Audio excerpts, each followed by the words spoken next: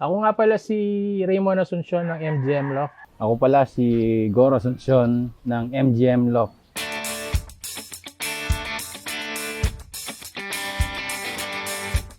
Kami yung nag-champion ng CFL Season 2 sa Maasin Leyte.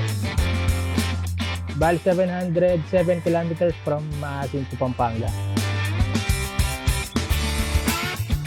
Ang racing pigeon kasi para sa akin, ano siya hobby lang siya, pero kailangan hands-on ka sa pag-iibon. Hindi pwede yung puro ka na lang bloodline kung wala ka ring sistema, panahon, o baka wala ring mangyayari. Saka number one din yung kailangan ng malaking swerte sa pag-iibon. Kung gusto mong manalo.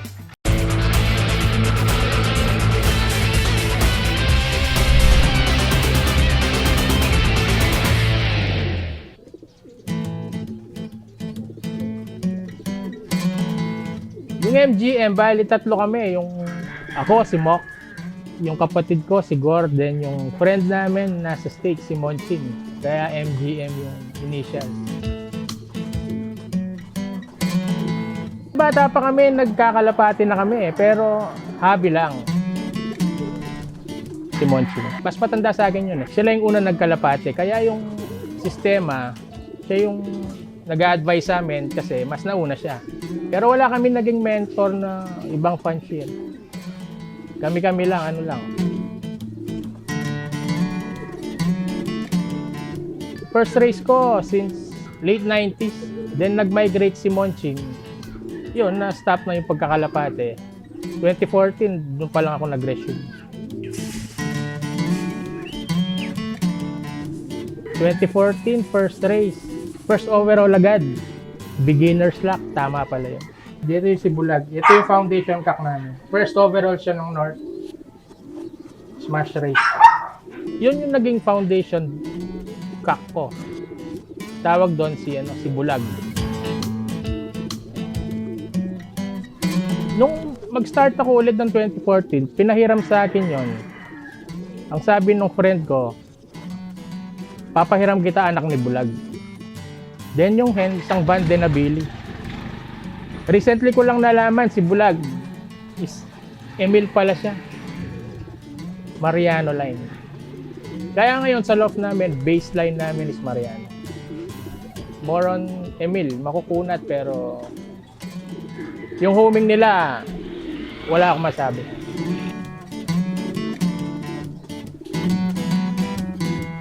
Nagtatrabaho ako sa office. Kaya wala akong time. Mga spare time ko lang. Dadaan ako sa loft pag umaga. Bago ako umuwi ng bahay, dadaan. Yung kapatid ko talaga yung pinaka-loft manager namin, siya yung loft man.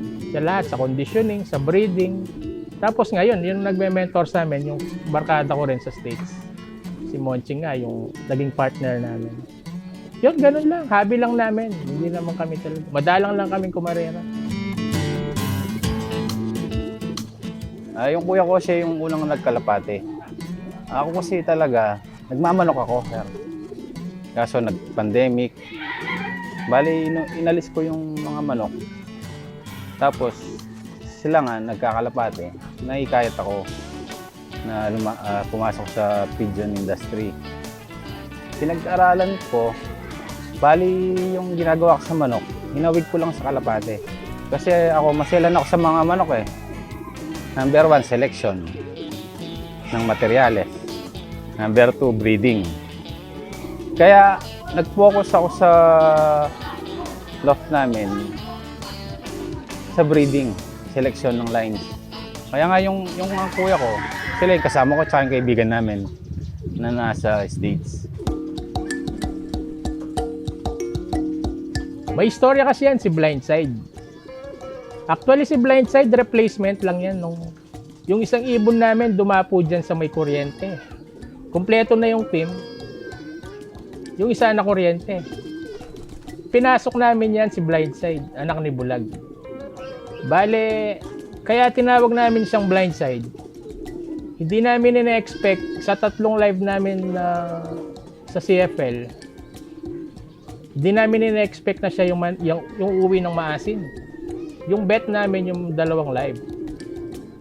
Kaya na tinawag namin siyang blind side. Dahil parang lumusot lang siya bigla sa sa maasin eh. Parang sa blind side, dumaan siya sa blind side. Hindi namin na-expect yun.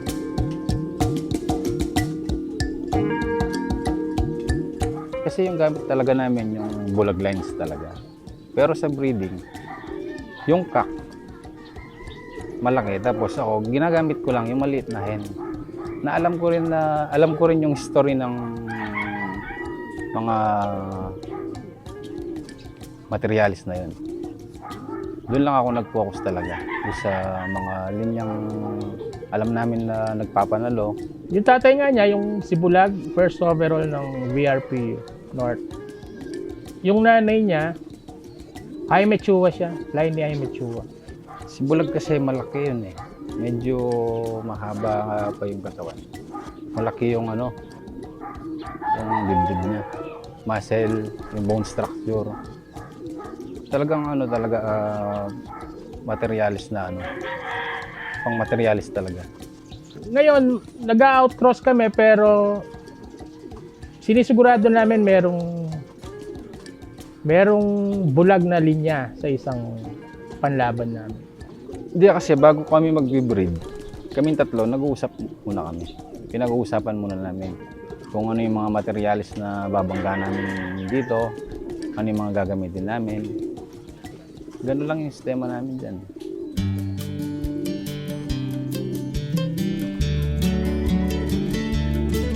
Yung CFL, yun yung tinatawag na Champion Fanciers League dito sa Pampanga.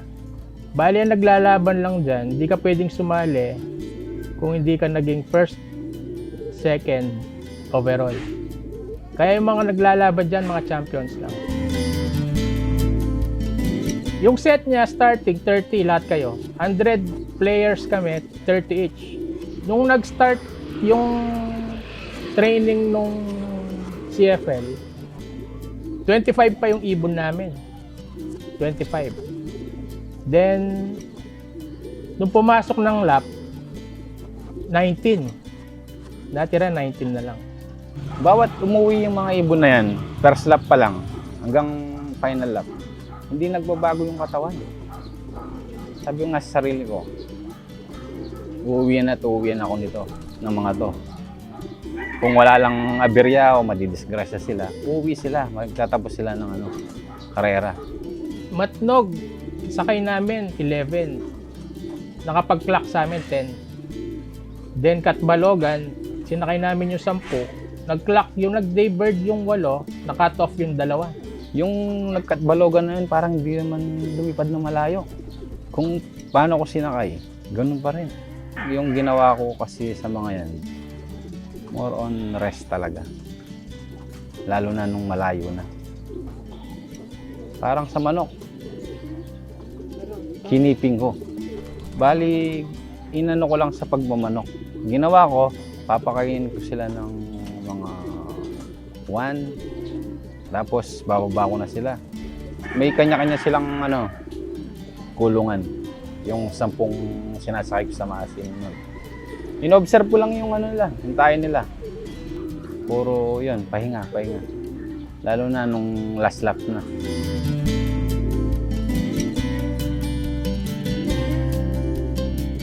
Ako napansin ko sa kanila nun, talagang nagpupulbos sila. Pulbos talaga. Yung katawan nila buo. Yung tinitingnan ko yung sa nila, yung kulay pink na talagang nakondisyon sila. Maganda silang kumain, yung tayo nila okay. Sabi ko nga, sarili ko, uwi to.